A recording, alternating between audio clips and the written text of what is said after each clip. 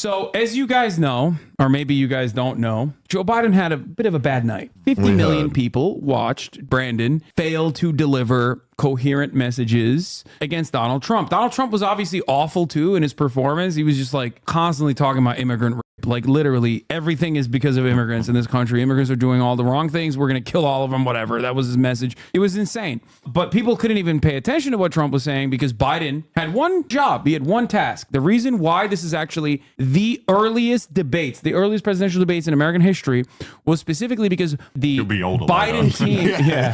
Well, yeah, he's going to get older. He's got a year left. Yeah.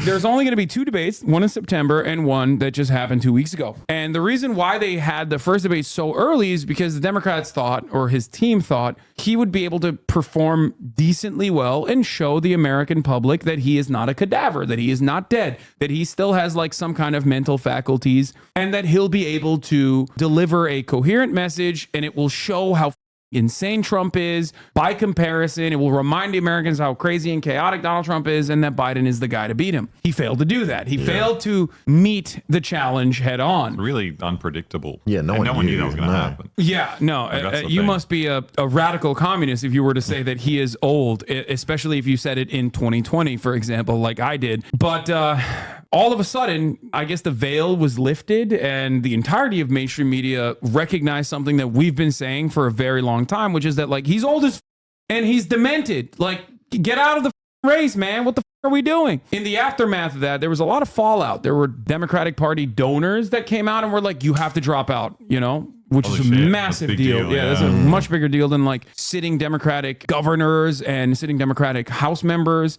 that openly wrote. The entirety of the New York Times op-ed editorial board demanded Biden drop out. These are all pretty important parts of the Democratic Party because like all the donors read the New York Times. They care about that. So all of a sudden they're going to look at their investments and recognize that they're maybe not going to get a return on that investment. So they're going to pull their funding. All of this stuff is really bad for Brandon, but it seems like Joseph Robinette Brandon's instincts were to selfishly stay in the race, to refuse to drop out and just lash out at anyone and everyone that has been saying like, dude, you're 800, just drop out, bow out gracefully. And like, let's immediately put a new person in before time runs out. Has anyone ever won being put in late? Like I don't believe so. The reality of the matter is he's so unpopular when the Democratic Party is ultimately pretty popular, like much more popular than the Republicans in comparison, that the idea is like anyone else would do a better job as long as there's enough. I don't understand why they didn't give him more drugs. Like whatever they're giving him, why not just try something radical? Just like supercharge. Put a little machine inside him, just control his mouth, do the whole thing. Like it's wake him up a little bit. This was a massive failure, right? So a lot of people were like, dude, you got to fix this. You got to fix this. So what did Brandon do? He said, all right, in a week from now, which was 2 days ago, I am going to do an interview with George Stephanopoulos. Okay. And in that interview, I'll show that I'm dynamic. I'll show America that I still got it. He also did a bunch of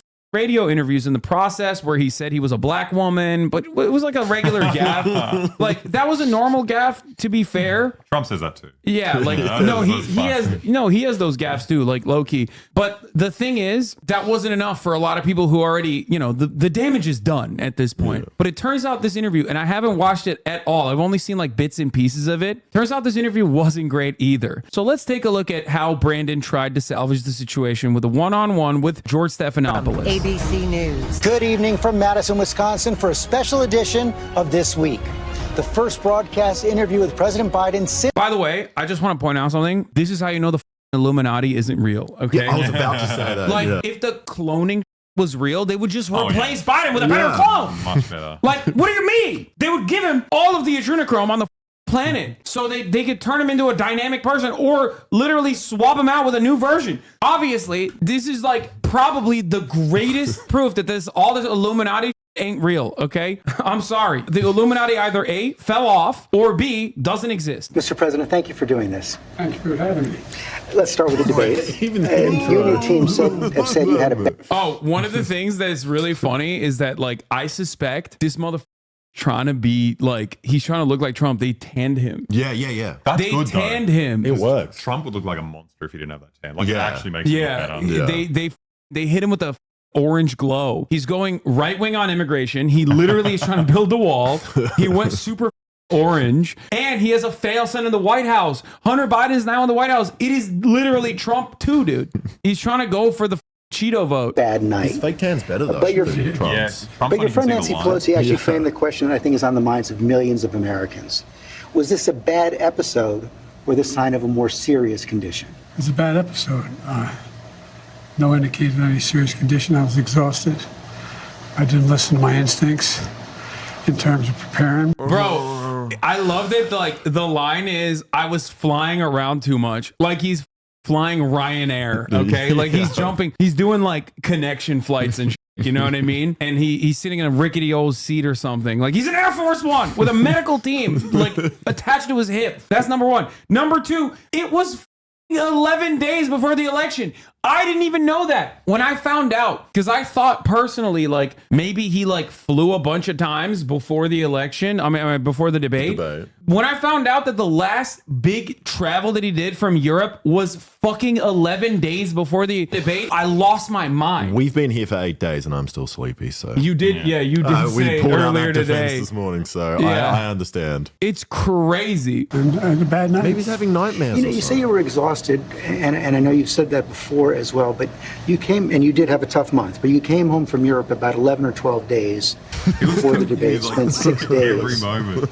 Yeah, because he has old man face. He can't fix that. Like, that's the problem. They've done so many facelifts on his face, and it looks truly terrifying. He's crying. But the problem is, like, you can't fix that. This is just a byproduct of being that old. Like, gravity is working, okay?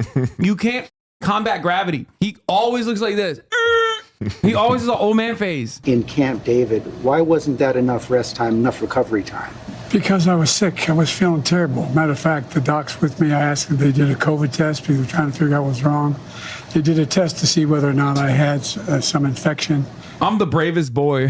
The doctors were like, you're the most sick man in America. It's such a hard angle because you want to look like you're not old, so you're not sick. But in order to cover for not being able to talk, he should have said he was hungover because he was partying so hard. With I was Jill so hard. George, let me tell you, okay, the walls were sweating, okay? I was busting moves you haven't seen since the time when black people were not allowed to vote, okay? Like, I was busting moves left and right.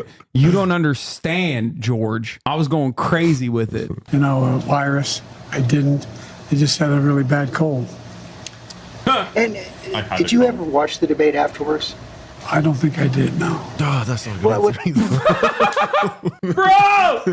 What do you mean? You didn't watch the debate? He didn't review the game footage? But also, like, he could just say no. And that would have been better. He's like, I can't remember if the debate even happened. Here's the one thing you should always not do when your cognitive abilities are being called into question. Say you can't remember something. Okay? What the They're not asking you about your like legislative agenda from 1984, okay? They're asking you if you reviewed the debate. That happened a week ago at this point. Did you watch the VOD back, Biden? It's bad. What were you experiencing as you were going through the debate? Did you know how badly it was going? Yeah, look. The whole way I prepared, nobody's fault, mine. Nobody's fault but mine. I prepared what I usually would do, sitting down, as I did come back with foreign leaders or the National Security Council for explicit detail. And I realized about partway through that, you know, I get quoted, the New York Times had me down at 10 points before the debate, 9 now, or whatever the hell it is. The fact of the matter is that what I looked at is that he also lied 28 times. I couldn't, I mean, the way the debate ran, not my fault, no one else's fault. No one else's fault. But it seemed like you were having trouble from the first question in, even before he spoke. Damn, George is not... Okay, respect. My respect for Greek people rose tremendously. George is not holding back, dude. It's like, bro, you sucked from the start. When they asked you what your name was, you're like, what's that about, dude? Why did your suck so bad? But Trump lied 28 times, though. Yeah, you gotta weigh those up. Yeah, well, you know, the whole point is like he is supposed to ask for the. I mean, he's supposed to be able to counter that. Well, I just had a bad night. You've had some bad interviews once in a while. I can't remember any, but I'm sure you do. I've had plenty. I guess the question, the problem is here for a lot of Americans watching is you've said, going back to 2020, watch me.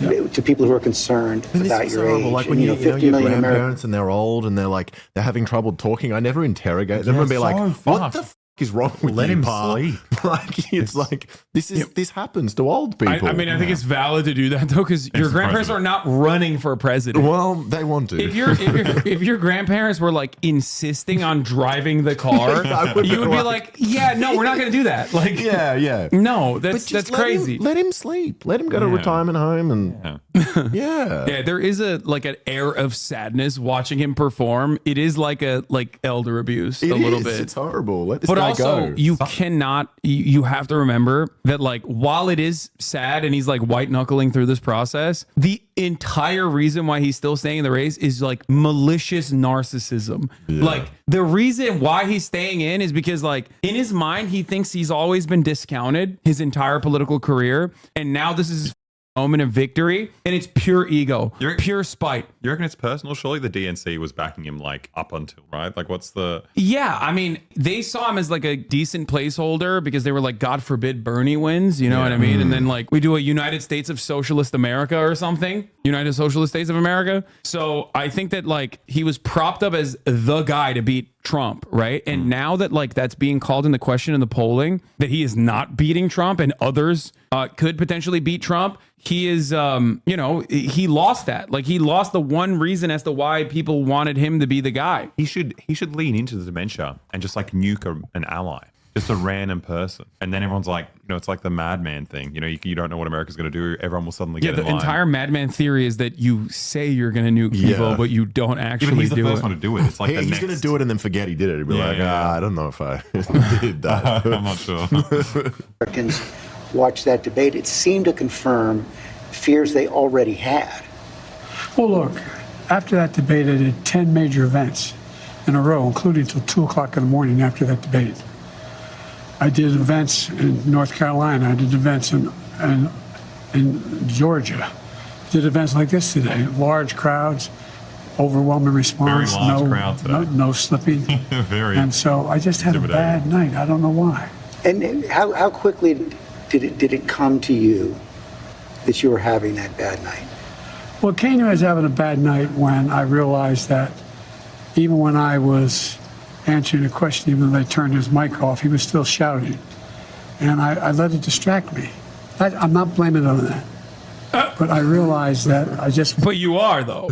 But you are, though. Part of the other concern is that pattern of decline that has been reported on recently. New York Times had a headline on July 2nd, Biden's lapses are said to be increasingly common and worrisome. Here's what they wrote. People who have spent time with President Biden over the last few months or so said the lapses appear to have grown more frequent, more pronounced, and after Thursday's debate, more worrisome.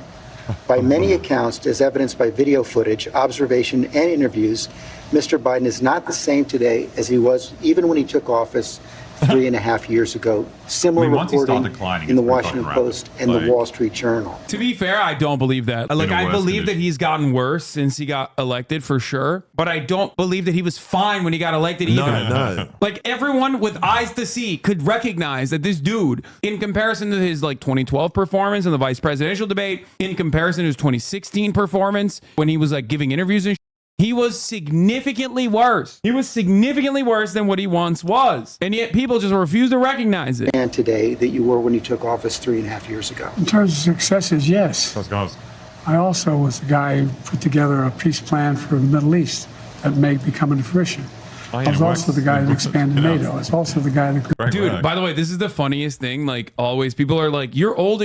What's going on? Your brain's not working. He's like, well, I got NATO. It's yeah, dude, Americans are going to go crazy over NATO, dude. They're like, wow, Sweden and Finland join NATO? That's awesome. That makes me so happy that the roads have holes the size of children in them. And also we don't have healthcare, and the cost of living is like insane in this country. Oh, but Finland and Sweden joined NATO. It's so sick. This is what is in the minds of the average Americans that are living in all of these states that are now contested. I said this a couple years ago at this point where I was like, I really, really, really hope that the Democrats don't try to run on re-election on the account of like Ukraine, especially because like the pro-Ukrainian position will be significantly less popular by the time that like he's running for re-election. It's not like the momentum that existed in the immediate aftermath of Vladimir Putin's unjustifiable invasion of Ukraine. Of course it was going to get, less popular in the eyes of Americans, and he's literally doing that. You should never bring that up. You should just only talk about abortion. You should only talk about how Trump is a genuine threat to democracy. But he's the worst person to talk about that anyway, because if Trump is a genuine threat to democracy, then you can't put a cadaver that is the least popular president, the least popular incumbent at this point, historically. You can't do that. Can I run the 110 flat? No. But I'm still in good shape. Are you more frail? No. No. You're frail, Mr. President. I know you spoke. Keep my schedule. I know you spoke with your doctor after the debate. What did he say? He said, he just looked at me and said, "You're exhausted." I said, "Look, I have medical doctors travel me everywhere. Every president does, as you know. Medical doctors, some of the best in the world, travel me everywhere I go. Travel me. I have an ongoing I am assessment of what I'm doing. They don't hesitate to tell me if they think there's something wrong." I know you said you have an ongoing assessment. Have you had a full I like that he said, my doctor just looked at me.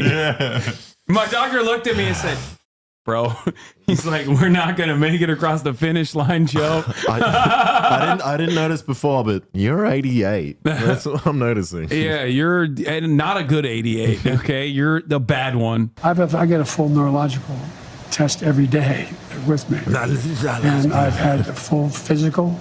I had, I've been at Walter Reed for my physicals. Yes. I know your doctor said he consulted with a neurologist. I guess I'm asking a slightly different question. Have you had the specific cognitive tests, and have you had a neurologist, a specialist, do an examination? You want to lie? No one said I had to. No one said, they said I'm good. Would you be willing to undergo an independent medical evaluation that included neurological and cognitive tests and release the results to the American people? Look, yes. I have a cognitive test every single day. Every day I have a test. Okay, I'm not kidding. If I remember correctly, if my political autism is working right now, I'm almost certain Trump said this exact same thing. Yeah. He said he was the best. They've never seen someone ace it. No, I'm pretty sure Trump directly responded to the question of him experiencing cognitive decline with, my job as the president is a test every day. That's pretty good. I'm not even kidding. Wait, the thing he said directly before this was, why would I have to do one? And then he's like, oh, actually, I do it all the time. I'm doing one right now. Not only am I campaigning, but I'm running the world. And that's not how it sounds like hyperbole. But we are the essential nation in the world. Madeleine Albright was right. Sure. And every single day, for example, today, before I come out here, I'm on the phone with the Prime Minister of, anyway, I shouldn't get into detail, but good save. With Netanyahu. I'm on the phone with the new Prime Minister of England. I'm working on what we're doing with regard to, in Europe, with regard to expansion of NATO and whether it's going to stick. I'm taking on Putin.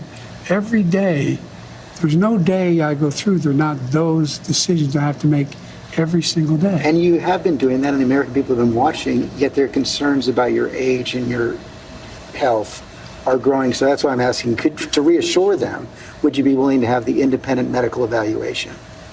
Watch me there's a lot of time left in this campaign. He always loves saying, watch me. And it's like weird because we did. That's why you're doing this interview. Because we watched you and nobody liked what they saw. It's over 125 days. So the answer, make a decision. The right answer right now is no, you don't want to do that right now. No, I've already done it. You talked a lot about your successes at the beginning of this interview, and I don't want to dispute that. I don't want to debate that. But as you know, elections are about the future, not the past. They're about tomorrow, not yesterday. And the question on so many people's minds right now is, can you serve effectively for the next 4 years? George, I'm the guy that put NATO together, the future. No one thought I could expand it. I'm the guy that shut Putin down. Bro, I'm sorry. I know I'm the worst person, especially sitting next to the only other people that are the worst people to talk about this, but like, is this legitimately a thing that people will be like, yeah, he put NATO together? Like, is he talking about like back in like 1945 or like what? Yeah. He's like, we took those Nazi generals and we put them into power, Jack. We brought West Germany into NATO, and we got those. They were saying the Reich generals. We got them in there. It's like, oh yeah, I expanded NATO. First of all, that was Putin. Okay, so put some respect on it. He literally gave you that gift. And secondly, I don't understand like why. Like, is this actually a solid approach? Like, brother, liberals love NATO. No, dude. Of liberals on Reddit and liberals on Twitter. People with globe emojis do not represent the broader electorate. They never have and they never will. They do not represent the broader electorate, just like hammer and sickle Twitter does not represent the broader electorate. Okay? It doesn't work that way. The only way that Twitter actually changes discourse in the real world is because all the journalists used to be on Twitter, so they would write about it on Twitter endlessly. The Democratic Party's interest in like NATO and American foreign policy and like continuing American dominance or whatever is not necessarily something that the rest of the Americans give a fuck about. I don't think this is as good as a take as like Brandon thinks it is. He should focus on domestic policies. He should focus on how the NLRB is going after bad businesses that are legitimately over workers. He should talk about the IRA. He should talk about like all of the infrastructure investments that his administration was able to accomplish, regardless of the Republicans and their obstructionist capacity. I don't think that I expanded NATO is gonna be a successful re-election message. It doesn't show up at all in the polls, by the way. Like, even Gaza is like number 4, right? A lot of people don't care about foreign policy. When they do, it's like significant for them, but ultimately is nowhere near in those polls. Like, when they look at it, it's like number 1 is like the number 1 concern. Cost of living is the number 1 concern. Democracy is like a close second sometimes, but like nowhere in those polls they talk about like, oh yeah, we expanded NATO. It's awesome. I don't think people care. I'm the guy that put together the South Pacific Initiative with AUKUS. I'm the guy that got 50 nations. Sick. That's why not only in Europe, outside of Europe as well. So old, it's going out of focus. Ukraine. We can't even tell there's a person. I'm the guy that got Japanese to expand their budget. These are, first of all, these are ultimately very bad things that he did. Yeah. Like, he's talking about how he expanded the Japanese defense industry. Like, not only is it irrelevant to the average American voter, but it's also not a good thing for the world. No, I think it's pretty exciting for Americans. You get to nuke them again. That's so cool. Yeah. It's like, I'm the one who's beefing up the Japanese. I'm the one who's beefing up the Japanese war machine. I'm the one who's beefing up the German war machine. I'm the one who's beefing up the Italian war machine. Let me tell you, Jack, we're running it back, okay? World War III. This time we're on the right side. This is all about going into a Cold War with China so that we can sanction them and constrain their economy so that we remain the biggest economy. I know, but like, I don't think that is like an attitude. I don't think that's Americans are thinking about that. He would have a much easier time being like, I defeated China. Yeah. Okay. He should just say that. You know what I mean? He should just be like, China is rising and we're going to kill them. We're going to kill all the Chinese. That would probably be a more populist framing. That's kind of what he's saying. It's just like... No. Democrats love doing this insane technocratic approach and like incredibly convoluted messaging that appeals to like Paul Krugman and Paul Krugman only. Okay? Like, this is not a winning narrative for the average Americans. The average American, they're xenophobic as shit too. Like, they're afraid of China for sure. They don't know exactly why, but they're afraid of China. They're told that China is bad. And that's one thing. So just say it like that. I'm defeating China by creating strong allegiances. Even then, that's not a winning narrative in general. You know what I mean? When I decided we used to have 40% of the computer chip in it, we invented the chip, that little chip for the computer chip. It's in everything from cell phone to web. We're going to run that back. For example, I love it. When I decided we used to have 40% of the computer chip in it, we invented the chip, that little chip for the computer chip. It's in everything from cell phone to weapons. And so we used to have 40%, and we're down to virtually nothing. So I get in the plane against the advice of everybody, and I fly to South Korea. I convinced them to invest in the United States billions of dollars. Now we have tens of billions of dollars being invested in the United States, making us back in a position where we're going to own that industry. Making us back. We have, I mean, like this is also, this is like exactly the type of shit that Trump would say. The problem is Trump would say it in a better way. With enough conviction that you're like, yeah. Like this is unironically like Trump right now. Oh, the chips, you know, those chips, they're in computers, the little chips. They're so tiny. They're the best chips. We used to make the best chips. We don't make the best chips anymore. China's making all the chips. I brought it back. I brought the chips back. I'm running again because I think I understand best what has to be done to take this nation to a completely new level. We're on our way. We're on our way. And look, the decision recently made by the Supreme Court on immunity. You know, the next president of the United States, it's not just about whether he or she knows what they're doing. It's not about a conglomerate of people making decisions. It's about the character of the president. It's some intractable third thing.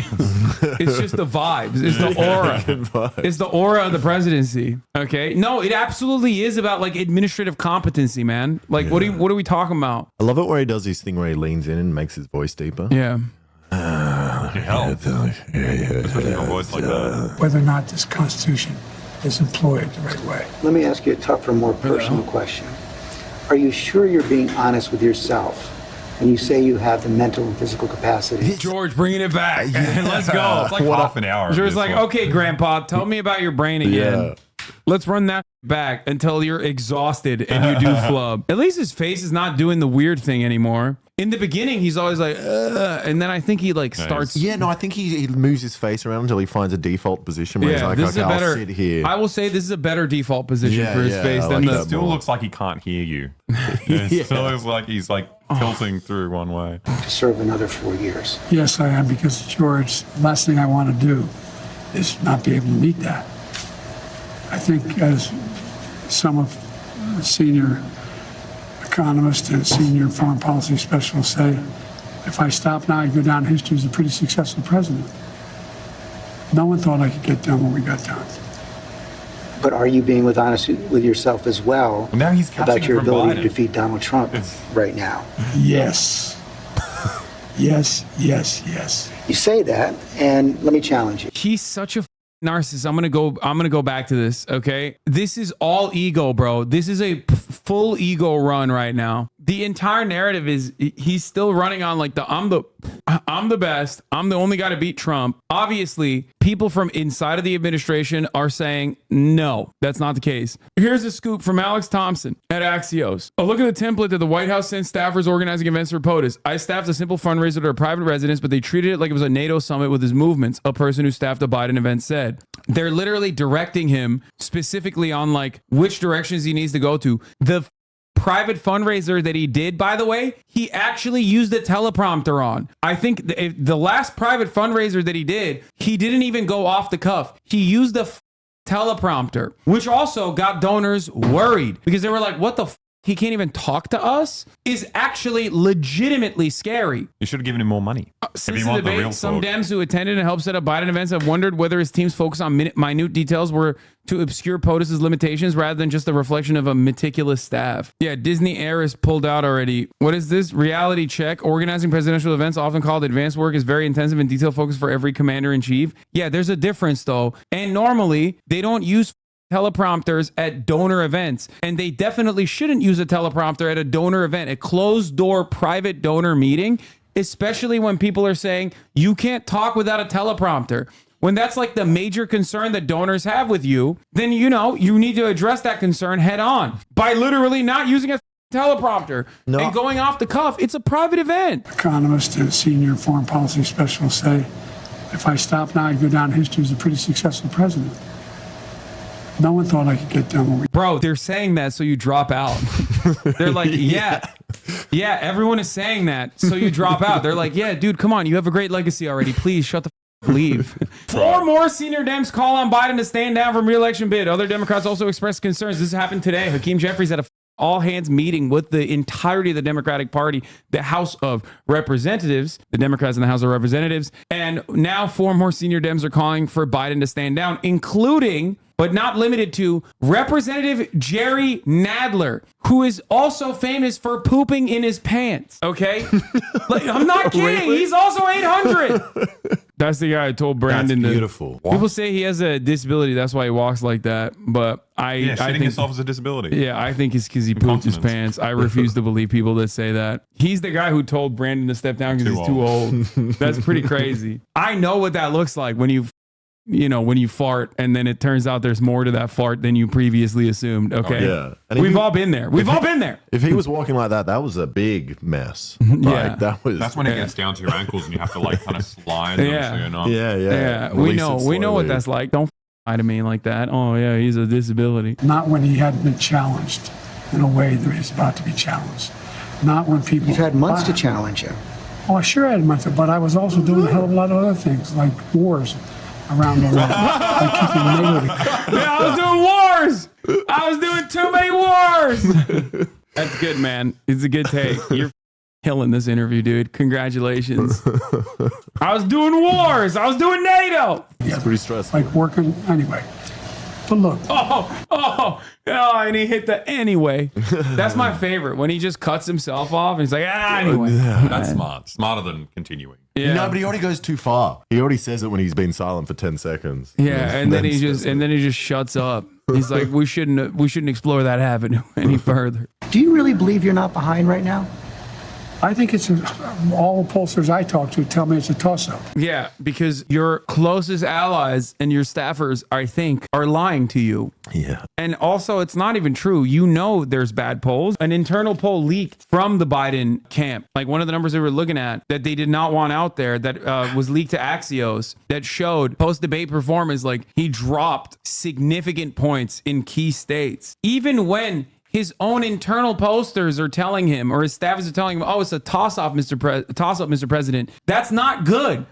That's bad. That means you're not winning. Like it shouldn't be a toss-up. You're the incumbent. As an incumbent, you have the advantage. You're supposed to have the incumbent's advantage. Do they historically win? Yeah, usually, second unless term. there's usually, unless they big time, like Trump with COVID, unless there's like a once in a lifetime, global event like COVID, usually the incumbent has the advantage. Yeah, here's the leaked poll. Leaked Dem internal polling from Open Labs, progressive nonprofit that conducts polling and message testing for a constellation of Democratic groups, including the preferred super PAC for Biden's re-election campaign. Their website is mostly blank. They don't seek publicity. Their client list is closely held, but their data-driven memos are trusted in Democratic circles and typically pass around a small group of clients and strategists. It's just not looking too good. Post-debate margin. Like he's dropping off the map. Listen, he might not win in 2024, but Biden, I think, has a real chance in 2028. Yeah, 100%.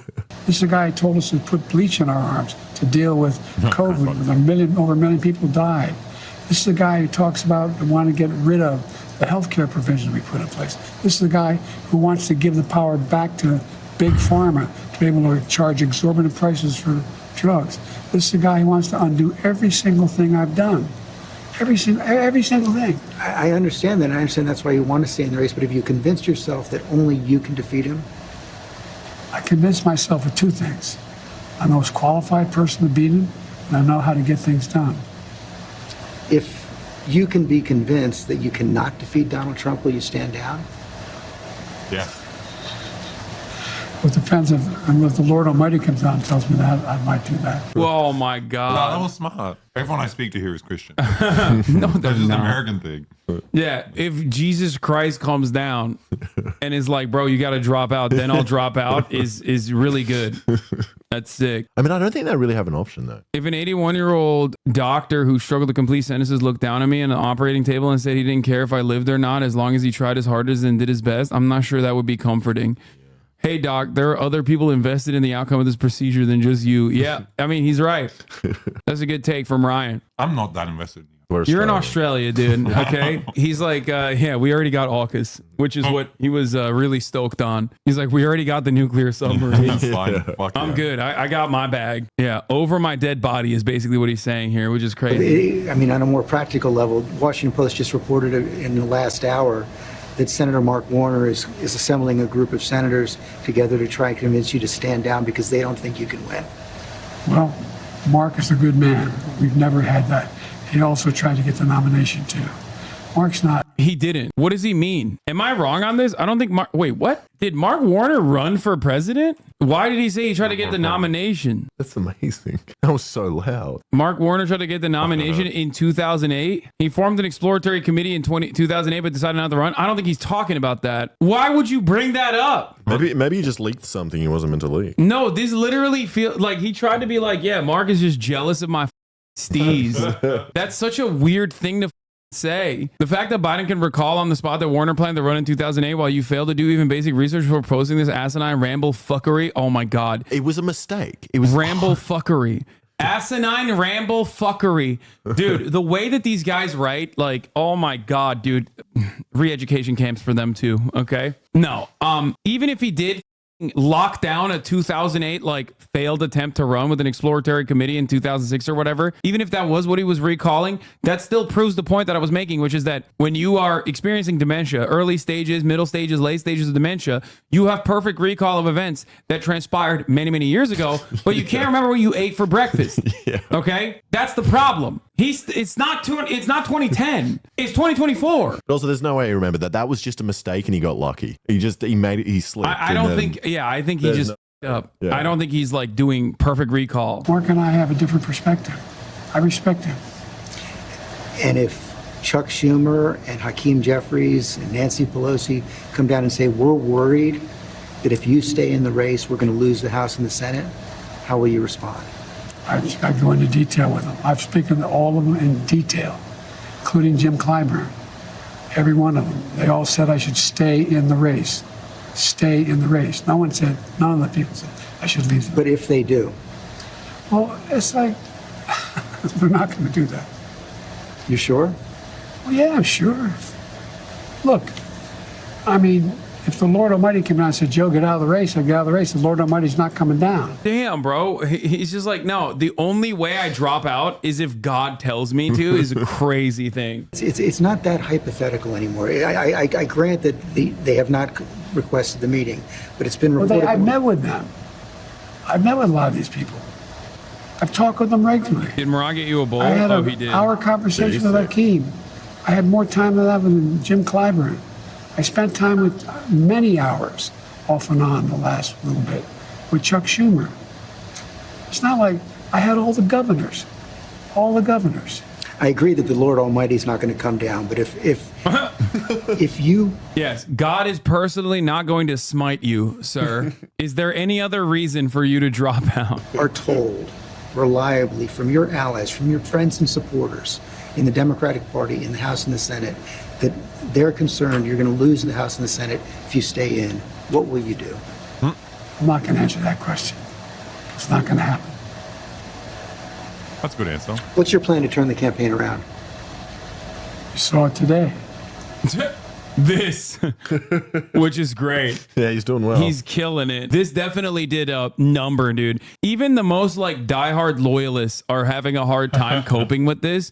From what I understand, some people on Twitter were talking about, because like that's where the most like aggro DNC defenders are, and the Democratic Party defenders are. And even they were like, oh, they actually cooked Biden. They up the audio deliberately. I heard that. This feels more like an intervention than an interview. It feels like George is a grown son trying to convince his dad it's no longer okay to drive the Ford into town.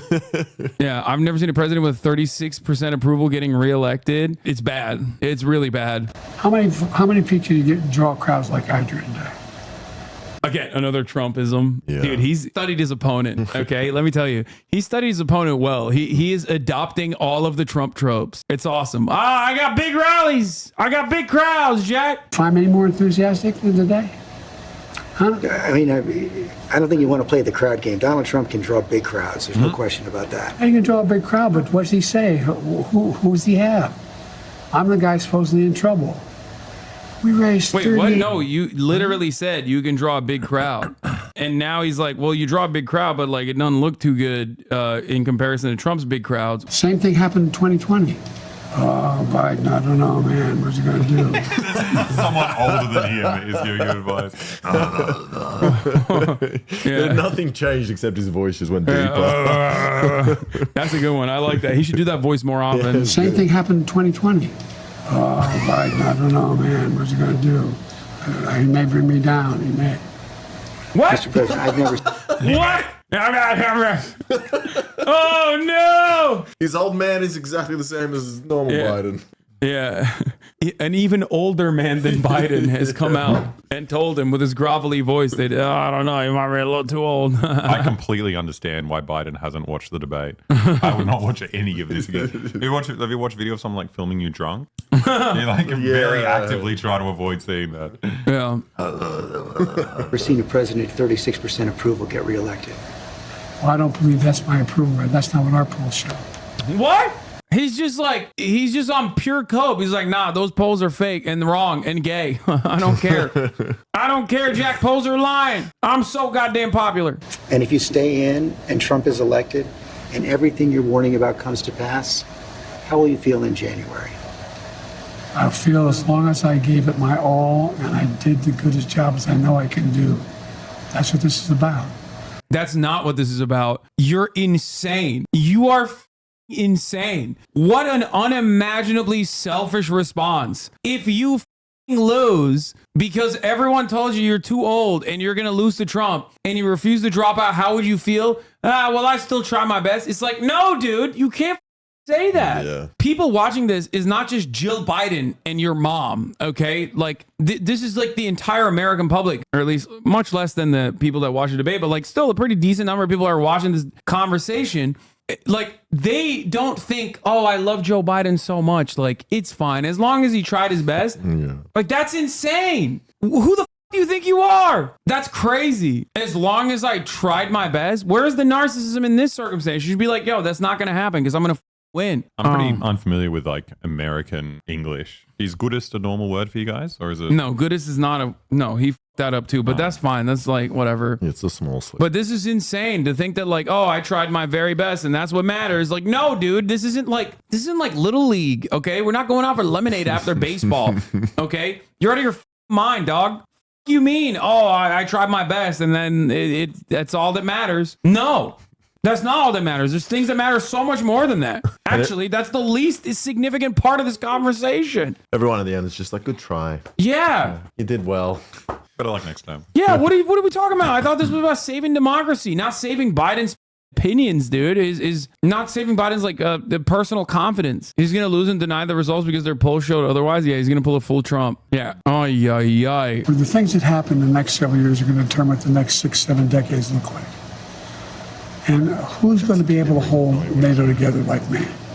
Who's going to be able to be in a position where I'm able to keep the Pacific Basin in a position where we're at least checkmating China now? That's another thing that like Trump was, again, this goes back to like the immigration conversation. Being reactionary towards China in your foreign policy is the Republican position. Democrats cannot win on that front either. Okay. You can be an elderly statesman and talk about like, you know, cooler heads prevailing and that you need to take the necessary precautions against China, even though they're a great competitor, blah, blah, blah. But you can't be like, I'm the one who's going to take down Xi Jinping or whatever. You can't say that. That's the Republican position. No one is going to go, yes, I'm voting for the Democratic president because they are going to be the ones that kill immigrants. I'm voting for the Democratic president because they are the ones who are going to actually keep China in check. I don't think that this is like a real confidence builder for the Democratic ticket. It's so stupid. It is yet another unironic flub, both bad policy and bad politics from the Democratic Party. Who's going to do that? Who has that reach? Who knows all these? We're going to have, I guess, a good way to judge me is you're going to have now the NATO conference. By the way, 22 minutes in, and he's also devolving. Like he is now melting. Okay, look, he started off strong, did the weird face, but at least he was like more coherent. Now he's like, but you're in the United States next week. Come listen. He's like All Might, dude. He's losing all of his power. Sorry for all the, you know, for the 8 My Hero Academia fans in here. He's like All Might at the end of his like power cycle. You know what I mean? He can only run the All Might character for like 20 minutes, and he's like at the end of his juice now. Mr. President, thanks for your time. Thank you. ABC News also offered a one-on-one interview to Donald Trump after the debate. He declined. Let's bring in our political team for what they're hearing. Let me start out with our chief Washington correspondent, John Carl. And John, you watched That one in the middle. You watched the interview. You've been talking to people all across Washington. What are you hearing? Well, George, look, Biden looked better and certainly more coherent than he looked during the debate. I mean, yeah, but he looked really bad in the debate. Yeah. It's like, that's a low bar to set. You know what I mean? He looked a little bit better than the debate. Still not great. There's nothing in this interview that is calming nerves of jittery Democrats who fear that Joe Biden is on a trajectory to lose this race, to lose to Donald Trump. In fact, for some of those people, the interview is raising new concerns. Particularly. Okay, the interview just happened. What do you mean it's raising new concerns? How do they know? How do they know? What the?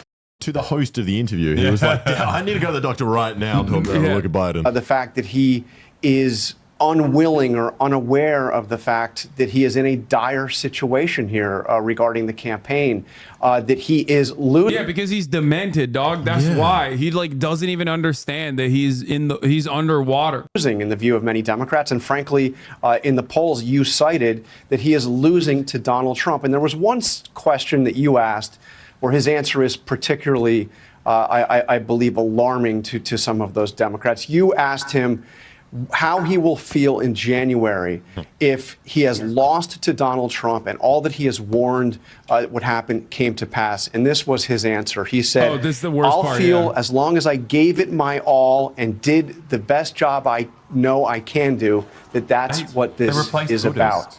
One prominent ally of the... Yeah, I know. They're trying to clean it up a little bit. No, sir. He specifically said goodest. I'm the goodest boy. The president simply responded to me, wow, when I asked about that question. So the bottom line here... The White House actually disputed that he said goodest job, or goodest job. The White House wants a word. Wait, what? But none of those make sense. What is a good-ass job? No, that's Australian. It's like good as. Yeah, you say good as job. Good-ass job. Yeah, but Biden is not Or you say a good-ass job. Yeah, good ass job. ABC News tweaked this transcript of an intriguing moment in his Friday interview with the president after the Biden administration and news outlets raised questions. This is the path to victory. You don't understand. No, the White House is killing it right now, dude. Oh my God. Yeah, he's a good ad job. That's what he said.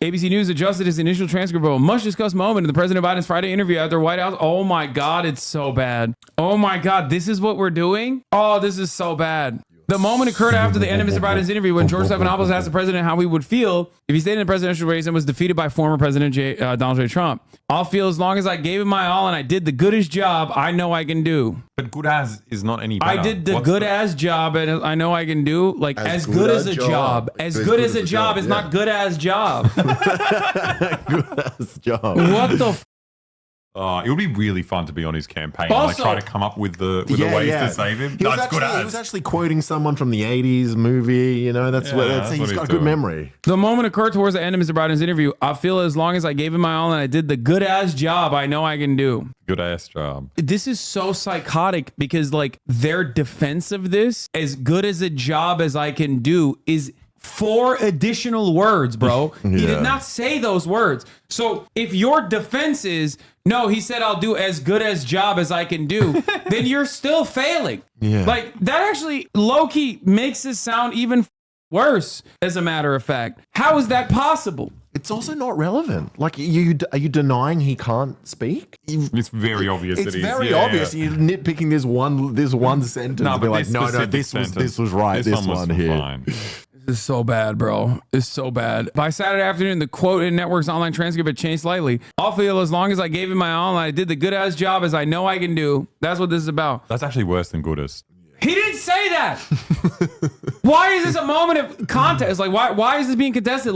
Maybe they think this is a good way to neutralize the fact that he said, oh, I'll get a participation trophy, even though the entire narrative has been democracy's on the ballot. And now instead of democracy's on the ballot, what's on the ballot is Joe Biden trying his hardest and still losing.